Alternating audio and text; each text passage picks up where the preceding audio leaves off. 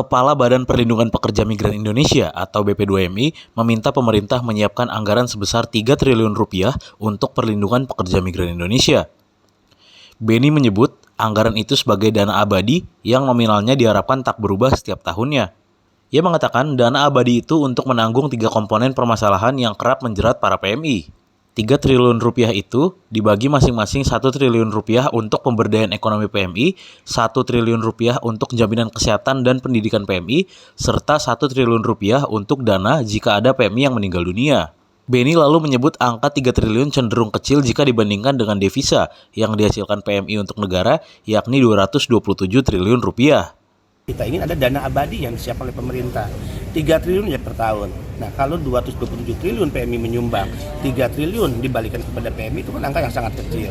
3 triliun ini untuk 3 komponen perlindungan, agar jika ada PMI kita meninggal, yang sakit dan harus kembali ke Indonesia, kemudian juga mereka yang harus overstay dan juga harus dideportasi ke Indonesia, itu harusnya di-cover biayanya oleh negara secara keseluruhan. Tidak lagi menjadi beban keluarga, tidak lagi PMI mengumpulkan uang atau donasi dari sesama teman PMI, atau bahkan ada kasus yang meminta misalnya calo atau sindikat yang memberangkatkan kemudian menanggung biaya pemulangan.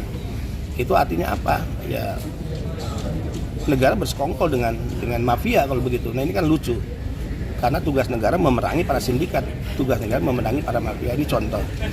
Komponen yang kedua adalah ketika PMI bekerja, dia jangan diperhadapkan dengan anaknya yang tidak bisa dirawat di rumah sakit karena biaya rumah sakit mahal. Jangan diperhadapkan dengan anaknya yang tidak bisa sekolah karena biaya sekolah mahal. Nah, dana abadi yang kedua itu digunakan untuk biaya pendidikan atau jaminan pendidikan anak dan keluarga PMI. Dan yang ketiga, PMI ini kan harus didorong pengembangan usaha, bisnis ketika mereka sudah tidak jadi PMI. Modal mereka itu pasti tidak cukup, sehingga harus ada supporting lewat pemberdayaan ekonomi.